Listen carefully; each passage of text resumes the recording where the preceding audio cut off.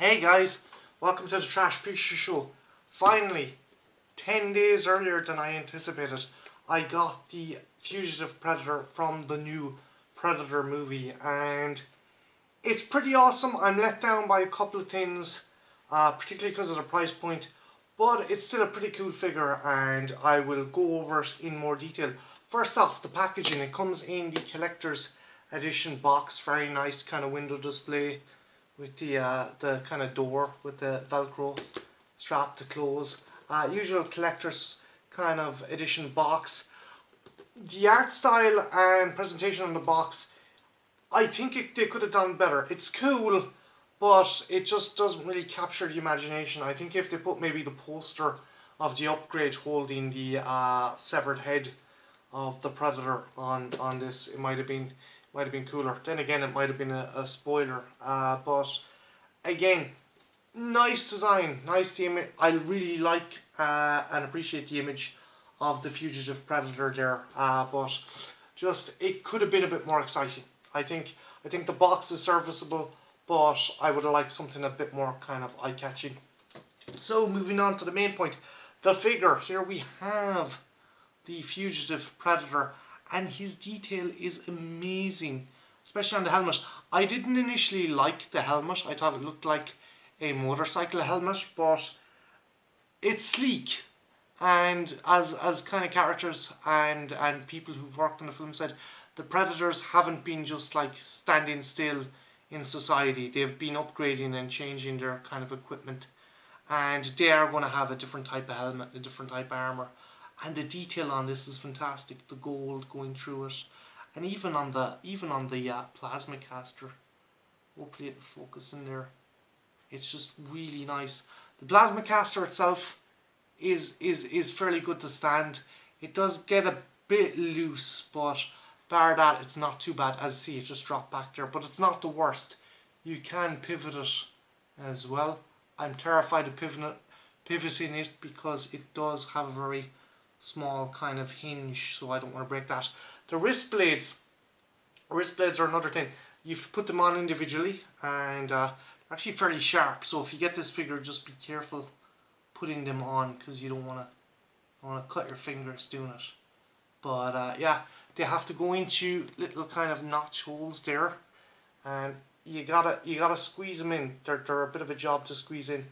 I think if you're not careful, you could lose the wrist blades, but they are a pretty cool design. He also comes with alternate hands. Now the hands, these are the hands here, right there, and I'm a bit annoyed that it didn't come with a second set of hands as well, because the you can't really have him clasp any weapons. Now he doesn't come with any kind of external weapons. These are fairly good though.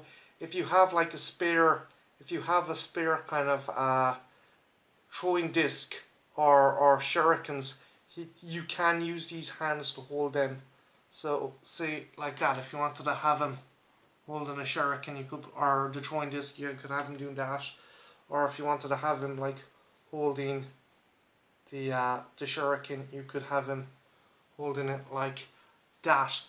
The hands are difficult to switch out. The forearms are very difficult to switch out because the joint, the kind of pop joint socket there is kind of is very kind of small and finicky, but they are cool. I love the coloration on both the arms and the actual figure itself. As you can see there, he's got a kind of like the old Kenner Rex. He's got a brown kind of reddy brown color with a mottled black on it. The dreadlocks are cool. He has kind of a wee bit of grey going on at the dreadlocks, and the detail on the armour is cool as well. Again, it seems that the Predators have kind of upgraded and given themselves sleeker armour. I also like he's packing 2 of the folded shurikens on his arsenal. And lastly, we have the unmasked head. Now this is a fucking trial to try and get into the socket joint on the head.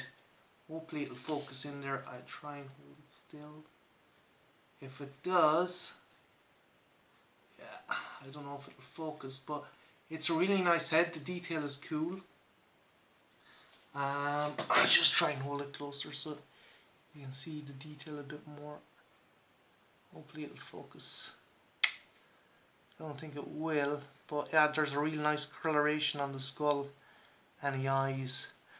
Just the only issue is the hole for the neck is kind of really finicky, so you really got to put a lot of pressure on it.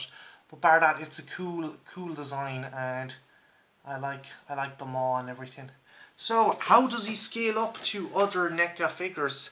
So okay, so I will have this chap here, and I'm going to put him up against the City Hunter, and he's a wee bit taller than the City Hunter there.